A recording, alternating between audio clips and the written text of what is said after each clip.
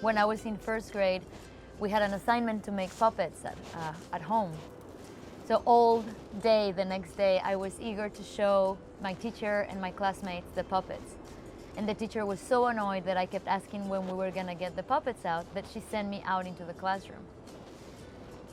And what happened is that from outside, I got on a chair, and through the window, I started a puppet show for my classmates. And when the teacher realized what I was doing, she sent me to the principal's office. And that became a long story of me spending time at the principal's office throughout my schooling years. I knew there was something there that was not because of my personality. I knew that there was not something that was about children being rambunctious or having trouble sitting down or being troublesome or unable to follow instructions. I knew from an early age that there was something within the system that was flawed, that it was not normal to be expected to be sitting down for so many hours, that it was not normal to have to ask permission to use the restroom or drink water. It didn't feel dignified. It didn't feel respectful. So I fought against it, and I resisted the system as much as I could.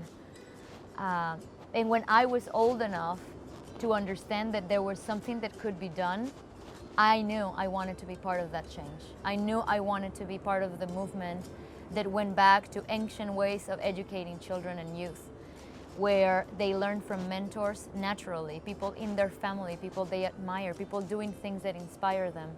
I knew that it was important to seek the spaces and the places where children, where youth could feel safe to be themselves, to ask questions, to not feel embarrassed, to be vulnerable.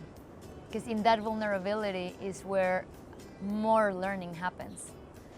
So many of our childhood memories come from a place of strong emotional connection, whether it's negative or positive.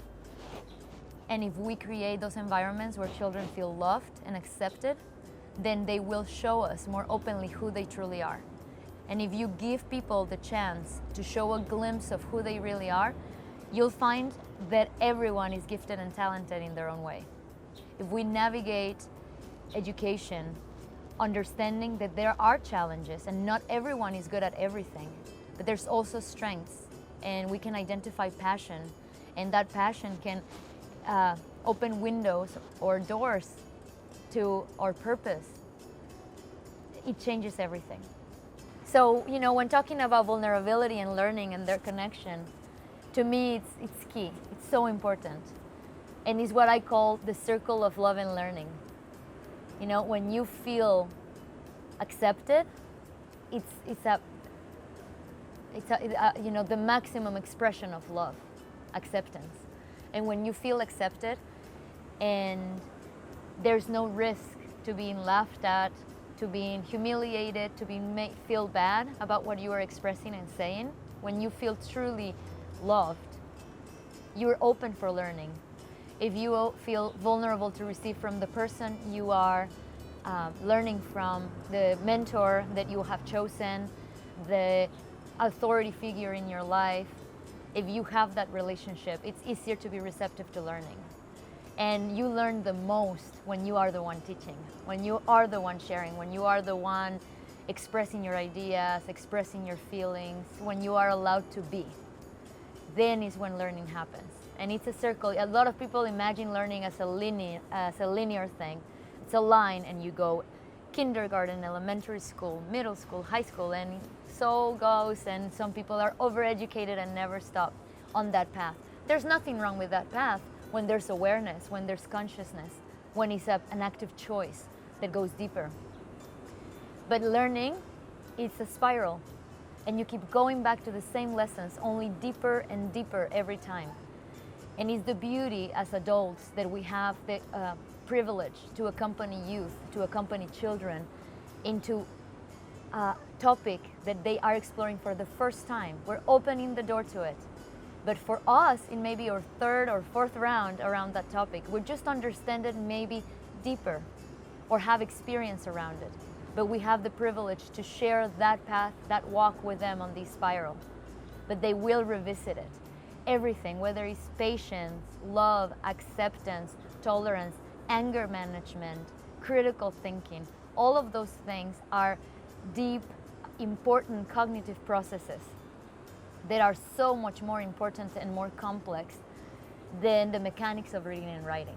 I have a lot of parents and a lot of adults that are so concerned on their children's development when it comes to language. And they'll ask, when is my child gonna read and write? And I've seen 3-year-olds understand decoding, which is the mechanics of reading and writing. And I tell parents, it doesn't matter. No one is gonna look back and ask them, when was the age? How old were you when you started reading and writing? But I tell you this, and it's a fact.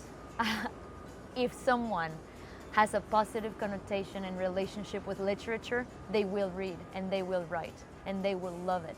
If they internalize the importance of communicating through written words and to learning and receiving from what others have written, that is the value, that is the treasure of reading and writing. So when parents tell me and they ask me, when is my child gonna read and write? How can I improve their reading and writing? What can I do? I tell them, sit with them, put them on your lap and read to them. And hug them and kiss them and read to them. If you want your child to read, if you want your child to write, develop a love for literature. And they will write better if they read a lot. They will understand the world better if they read a lot. But the mechanics, are cognitive tricks that can be taught from a very young age. But is it worth it without context, without comprehension? So do not put the value of your child intelligence on the age where they started reading and writing. Do not put your value on how good you can do calculus. It's admirable, sure, but not everyone is gonna do it, and not everyone is the same. Whether you play a music instrument and you are gifted at it or not, that is not where your value lays. That is not where your value lives. But you can appreciate and love and honor the people that have those skills and those gifts, while also observing your gift and acknowledging your purpose and living a life of passion.